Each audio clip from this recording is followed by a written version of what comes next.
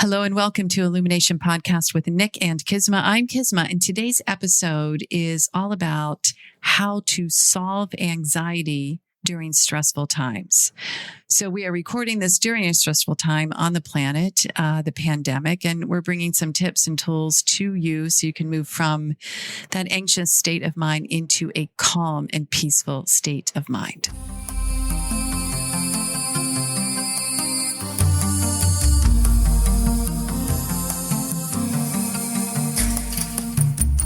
Hello and welcome to Illumination Podcast with Nick and KISMA, bringing you ancient wisdom for modern day success so that you can have the mindset to get your life and business set.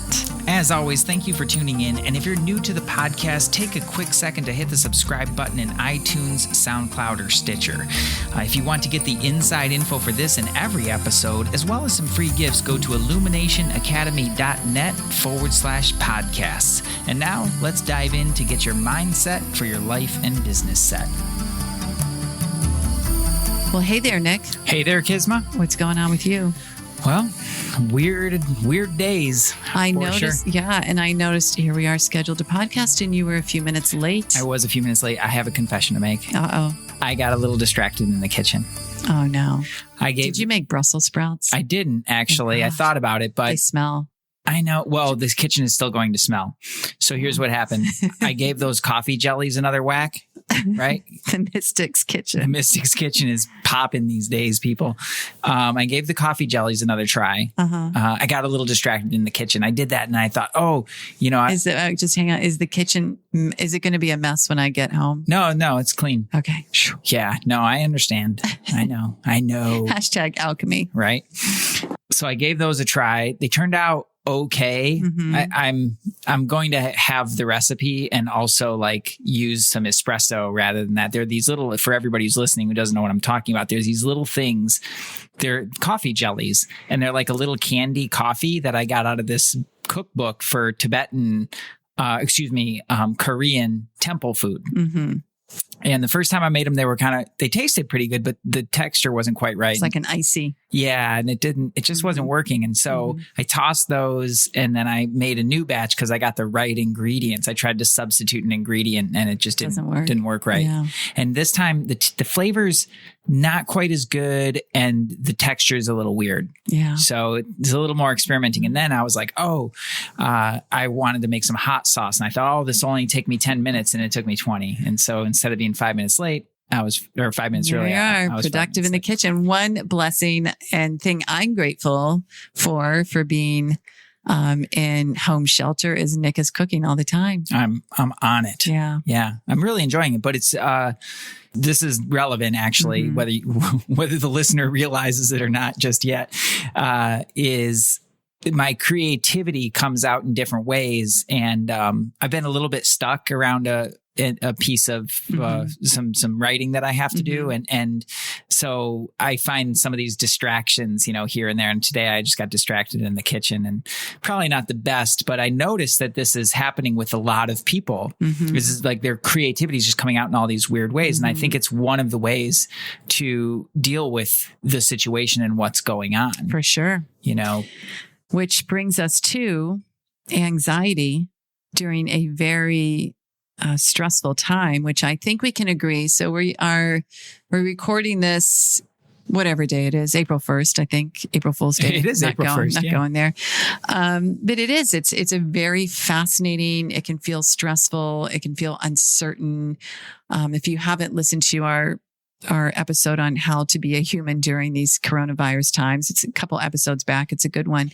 But what I'm noticing certainly with my clients and students and the world and myself is that there will be waves of stress. I think that at least the people in my world are doing such great work and being very focused on holding the light, so to speak, staying focused, being grateful for whatever they can be grateful for. Everyone is trying to see the good in this and how they're going to land on the other side, which is incredible. That's why we do the deep work here.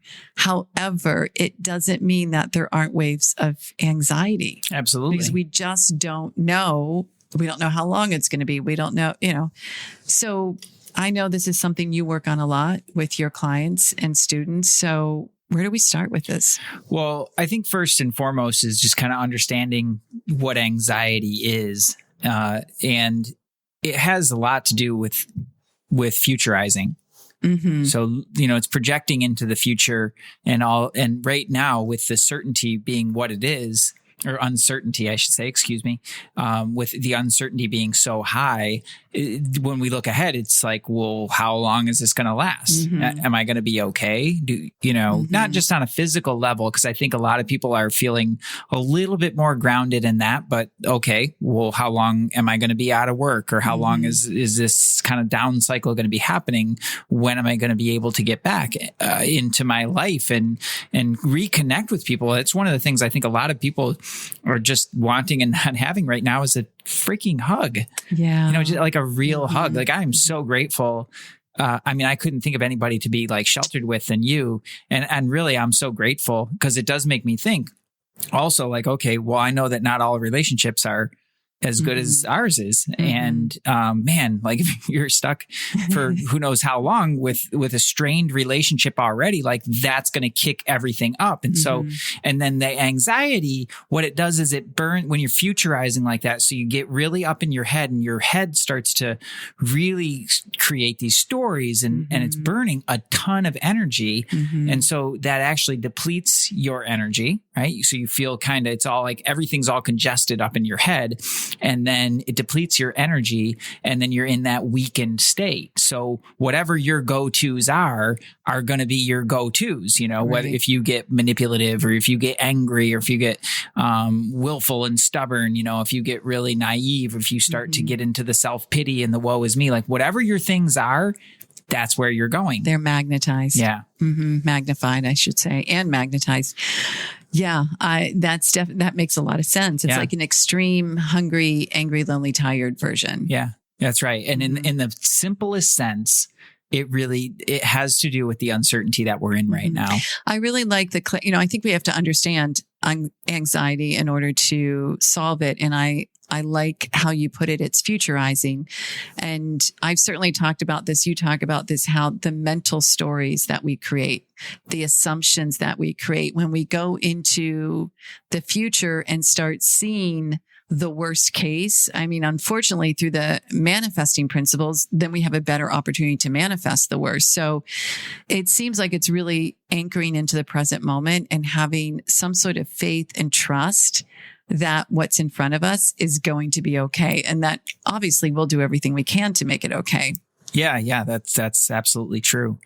One of the sayings that I hear around a lot is, expect the best, but plan for the worst. Right. And the problem with that is there's a real significant problem with that. And it's that, okay, you pay lip service to expecting the best and say, okay, yeah, like we're going to hold some positive thoughts here. But basically then so many of your actions are driven around preparing for the worst. And those are the things that manifest more. Like when you take action in the world, that's more powerful than just thinking something. Right. It's being congruent with your thoughts. And that sets up an inherent incongruency where one of you is like, it's going to be okay. It's going to be okay. But then the other part of you is like panic buying toilet paper and canned goods.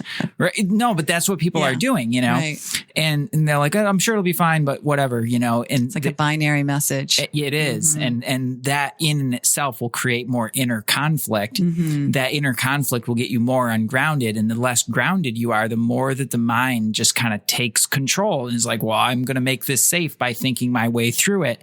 That's anxiety. Yeah. And it really agitates the mind, fear, confusion, doubt, the whole recipe. Yeah. Yeah. And it's just like, what does the anxiety do to the nervous system, the body, the energy system? Nothing good. What it really does at the end of the day is it saps resources. So your body doesn't have a chance to restore. The adrenals. It destroys your adrenals. Yeah. Like really fast. It saps and leaches minerals from your system, minerals where the light is. And so it's, you wind up having to work that much harder, as this goes on. And as of, I think it was yesterday or the day before, we just got news that, okay, this is going to be going on another month now. And those sorts of patterns are really not sustainable over that long a time. People who've lived with this for years will know exactly what I'm talking about, right? Dealing with anxiety. And in a certain way, those folks are actually a little bit better off because they have awareness of it and they have some tools that they can go to. People who've never really dealt with anxiety in this way are like, okay, this is just weird and I don't know what to do. And it's going to impact, like you really do need a way to deal with this or it will get embedded deeper into your system, into your mind and your energetics. And that's known as PTSD. Right. So that's where it's heading if you don't really pay attention to how this is showing up. I think also as well, if someone has suffered PTSD from a past event, what's going on now is easily triggering it. Absolutely. Because there's so much safety and threatening of safety involved. Yeah. I mean, safety is a big deal to begin with, particularly around anxiety.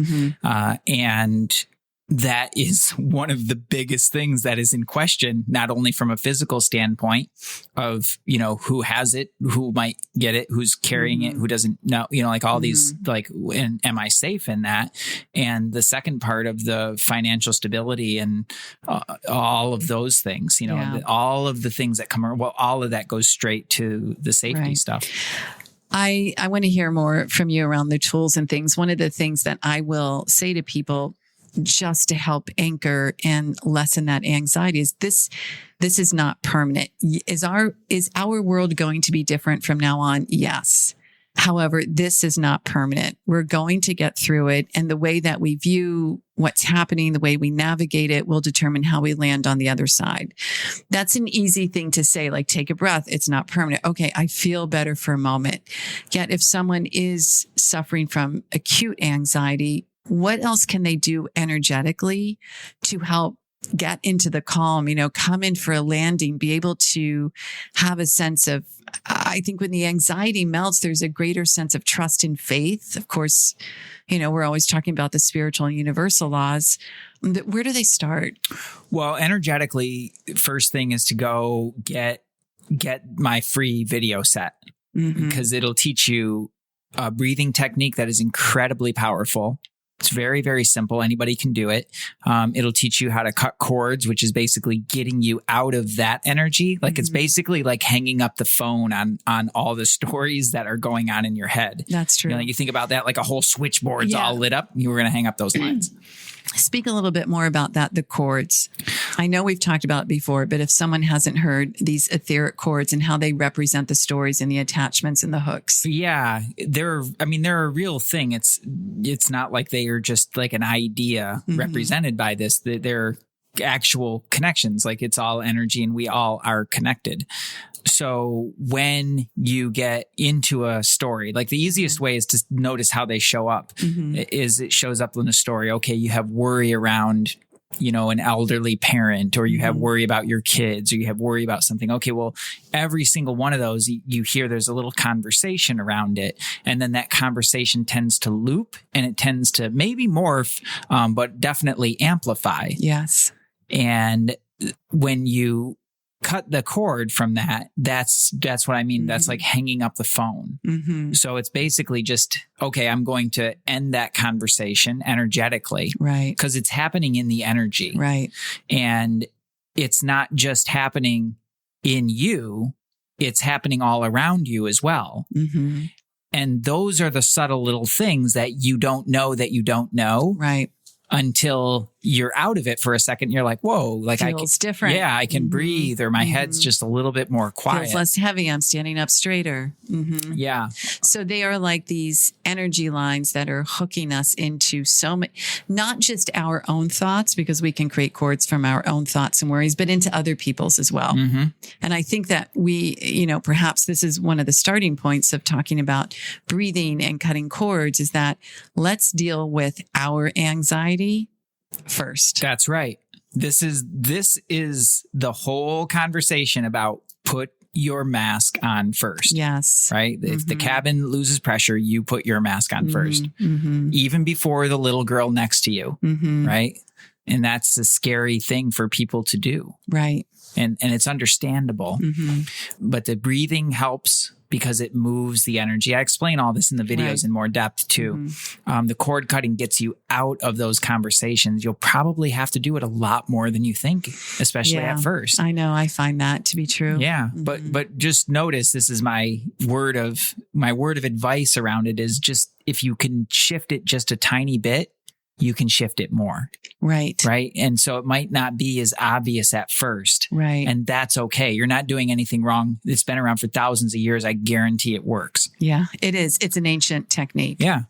And then the third thing that I teach in there is grounding. And grounding. So when I talked about all that going up into your head, well, we need to get your head and your body back together, because if you ever notice, when you get really ungrounded, like there's a lot going on upstairs, but your hands are not necessarily busy. Dropping things, knocking things over, tripping. That's right. Yeah. All those are little signs of it. A drop in productivity because it's happening in your head and it's not necessarily getting through into action. And that again will amplify it, because then your to-do list will keep growing. Yeah. And then that's more stress. And I would add on to that, when we're not, and this was something that really had to land. I had to really understand it. For those of you that meditate or love the spiritual teachings or whatever, and you get up and you just feel bliss and high and it's fun to be there, we have a responsibility of being in the physical. We're spiritual beings in a physical body. We have a responsibility to take physical action. And when I get ungrounded, it's all of those things, just dropping, tripping, forgetting. That's one of my tired. Big ones. And then that's another piece when you said, if we're not in our bodies and we're spacey, we're not completing things, which makes us feel more anxious, because it takes away any sense of control that we might have. It's like we're hearing a lot of personal growth, including ourselves, talking about do a few things every day you can complete. The brain loves that. That's right. And it's turned into a joke. Like, you can finish the bottle of wine, you can finish the series on Netflix. But really, we do want to remind our brain we can complete things. So when someone is completely ungrounded and not completing things, it just layers on the anxiety. Yeah. Yeah. So one of the things that you can do around that, use the tools first and foremost. Go get them and learn them. Once you learn that. What's the link where they can get them? It's, okay, I know this.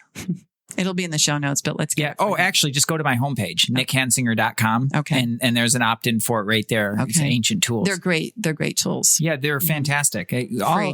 Free, and all of our clients, we teach. This is one of the first things I teach all of my clients. I know you do too. The more that you get ungrounded, right? Like you said, you complete less and less things. I remember the first time I had like a full-on panic attack, like in my 20s, and it was all the things, all the open loops, and then the mind is spinning and grinding, and it's like, and you just feel so overwhelmed with everything. And that, if that gets heavy enough, that will actually, energetically, it can do some really significant things.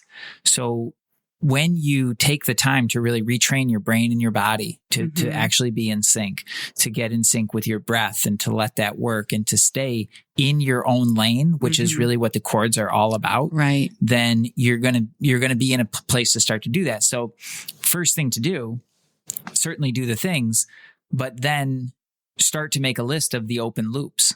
Right. And then just start checking them off. Yeah. Right. And make a commitment to yourself to not open up any more loops. Yeah.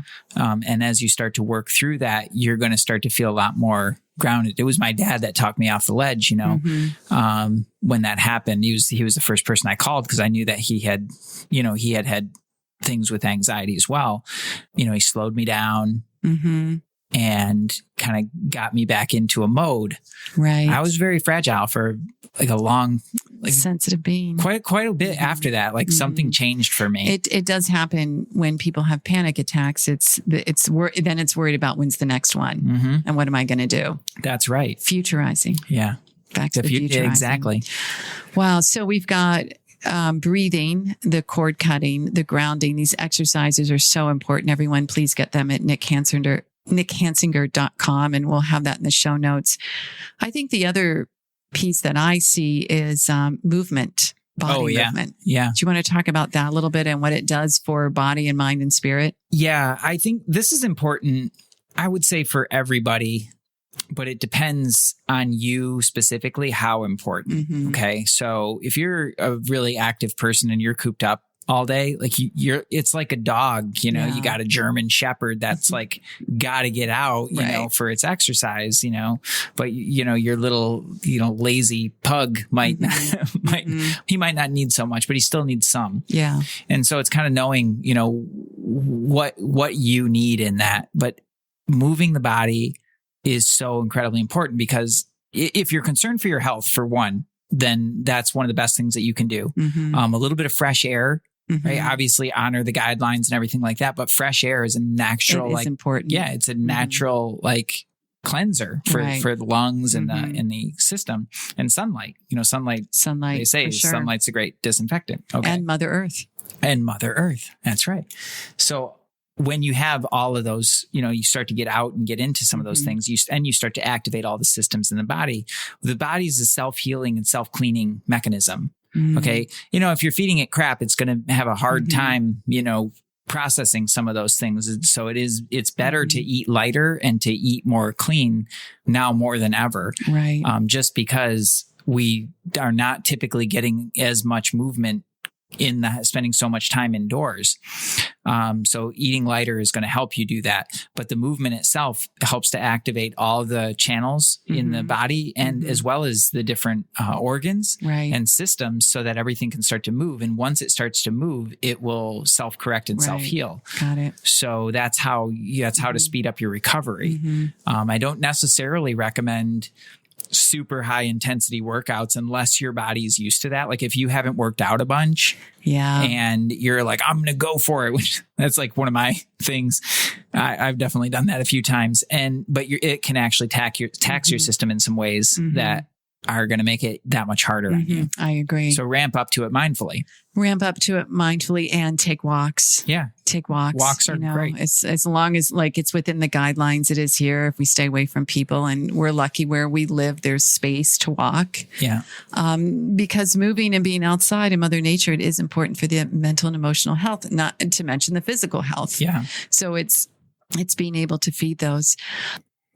You know, I think the other thing as well is where we put our attention and intention.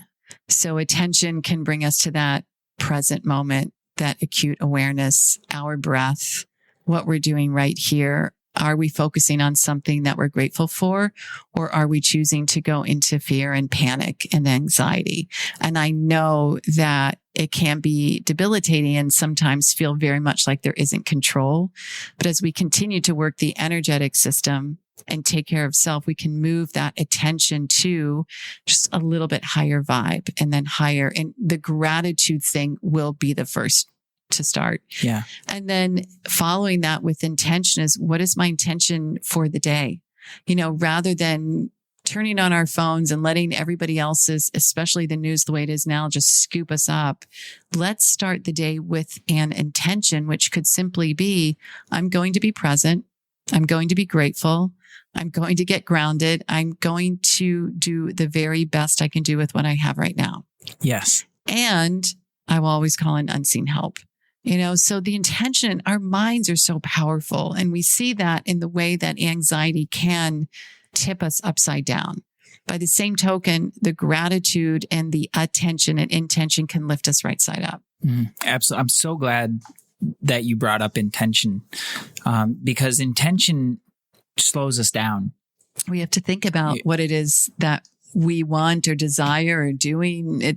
Yeah. What is the purpose of this? Yeah. And what am I bringing to it? Right. And anxiety, you start to move ahead. I don't know if, in an orchestra, when there's anxiety in the group, this person starts rushing. Yeah. That person misses a cue, and everybody starts to go on edge, and then it starts to creep forward. And then before you know it, the wheels come off. It's, if you've ever played in a group and experienced that, it's very unsettling. Yeah. But that's what the mind tends to do as well, is it starts to race ahead to the next thing. And that's how all those loops get left open. Right. That intentional mindset to come back to say, okay, wait a second, here now, what is the purpose of this? Right. And I think it's different for everybody. Mm-hmm. I think some people feel like a real call to do something with this time. And I think that's really admirable. Mm-hmm. And don't shit all over yourself. Yeah. You have human things going on, and you need to certainly find some ways to deal with that. Right. Exactly. Like, the ways that you're like that creative expression is like such a beautiful thing for that, but do it intentionally. Right. Bring that sense of intention to it of like I just need to kind of get something, like when you get it out, in some way. When you don't do that, you default back to whatever. Like if you don't choose mindfully to like ignore the phone and the news, especially first thing in the morning, those things will choose you anyway. Yeah. Yeah, it is a conscious choice. Yeah. Mm-hmm. And that slows you down. So to just make sure that each and everything that you're doing, to the best of your ability, has an intention behind it. Yeah. Like that, my little distraction in the kitchen today was a great example of not necessarily having the most aligned intention. Like I was like, I just need to got sucked into the mystic's kitchen. I did. Like it's fun for me. And so it's not like there's worse things I could be doing for sure. But it wasn't as intentional as it could be. Got it. And it ate up some time, So there's a cost to that. Yeah. And what you don't want to do is to default to what everybody else has got going on right now, because across the board, most people are below water in some way, mentally and emotionally. Yeah. Choosing fear and anxiety and all these sorts of things. You want to be the person, I think, listening to a show called Illumination Podcast, you probably want to be the person who rises above that. Exactly. The person who can be the light. Yeah. Yeah. So this was great. Everyone, questions, follow-ups, please email us at hello@illuminationpodcast.com. And Nick, what is your illuminated thought for this show? My illuminated thought is, I think it's truly beautiful that we see people giving each other more space. Physically, there's that part, which is a little, be cool to have some hugs in there too. But the gentleness is something that I'm seeing more of like, giving people a little space to be a human being. Yeah. And I think that is a beautiful thing. Space and grace. Yeah. Space and grace. Oh, I love that. Good. Such a KISMA-ism. Illuminated thought. All right.